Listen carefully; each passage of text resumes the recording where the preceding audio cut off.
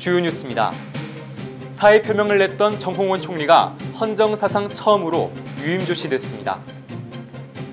종교적 신념에 따라 수혈을 거부한 환자가 사망한 경우 의사의 책임을 물을 수 없다는 판결이 나왔습니다. 교육부가 세월호 참사와 관련해 시국선언에 참여한 모든 교사를 검찰에 고발했습니다.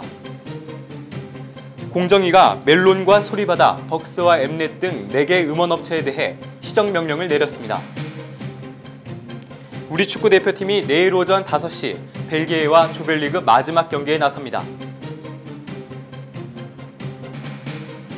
사의 표명을 냈던 정홍원 국무총리가 헌정사상 처음으로 유임 조치됐습니다. 박근혜 대통령은 오늘 정홍원 국무총리가 낸 사의를 60일 만에 반려하고 유임시키기로 전격 결정했습니다. 윤두현 청와대 홍보수석은 브리핑을 통해 박근혜 대통령이 약속한 국가개조와 국민 안전 시스템을 위해 산적해 있는 국정과제를 더 이상 방치할 수 없어 정 총리의 사의를 반려했다고 설명했습니다. 종교적인 신념에 따라 다른 사람의 혈액을 받는 것을 거부한 환자가 수술 중에 숨졌다면 의사에게 책임을 물을 수 없다는 대법원 판결이 나왔습니다. 대법원은 업무상 과실치사 혐의로 기소된 의사 A씨에 대한 상고심에서 무죄를 선고한 원심을 확정했습니다. 재판부는 특정한 치료 방법을 거부하는 것이 자살 목적이 아니고 다른 사람의 이익을 침해하지 않는다면 환자 본인의 결정권을 존중해야 하는 만큼 환자 본인의 요구로 수혈이 이루어지지 않았다면 의사를 처벌할 수 없다고 판단했습니다. 교육부는 청와대 게시판과 신문 광고를 통해 세월호 참사와 관련 박근혜 대통령과 정부의 책임을 물은 모든 교사를 검찰에 고발했습니다. 이들 교사 시국선언 참여자는 청와대 게시판에 글을 올린 1차와 2차, 그리고 일간지 광고에 대국민 호소문을 실은 3차, 각각 43명과 80명, 161명입니다. 교육부는 1차와 2차 교사 선언 참여자 가운데 상당수가 3차 교사 선언에 참여했고 참여자 대부분은 참여 사실 확인 자체를 거부하고 있다고 밝혔습니다.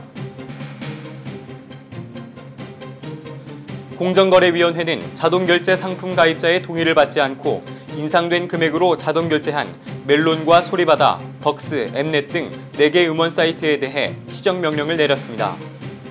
공정위는 이들 음원업체 4곳이 자동결제형 디지털 음원 상품의 가격을 24%에서 100%까지 인상하면서 가입자가 인상된 가격을 확인하고 결제 여부를 선택할 수 있도록 결제창을 제공하지 않은 채 인상된 가격으로 자동결제했다고 밝혔습니다.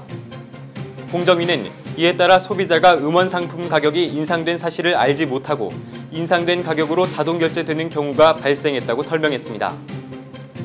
공정위는 이들 4개 음원업체에 대해 전자적 대금 결제창을 통한 동의 확인 절차 없이 인상된 가격으로 자동결제하는 행위를 금지하도록 했습니다. 알제리에 대패한 우리 축구 대표팀이 내일 새벽 5시 벨기에와 조별리그 마지막 경기에 나섭니다. 우리 대표팀은 1무 1패에 그치며 H조 최하위에 머물러 있어 벨기에를 상대로 다득점으로 승리한 뒤 알제리가 러시아에 비기거나 져야 16강 진출 가능성을 점쳐볼 수 있습니다. 한편 이미 16강 진출에 바짝 다가서 있는 벨기에는 주력 선수를 대거 뺄 것으로 예상되는 가운데 우리 대표팀은 부진했던 공격수 박주영을 이번에도 선발로 기용할지 주목됩니다. 지금까지 6월 26일 주요 뉴스 브리핑 도남선이었습니다.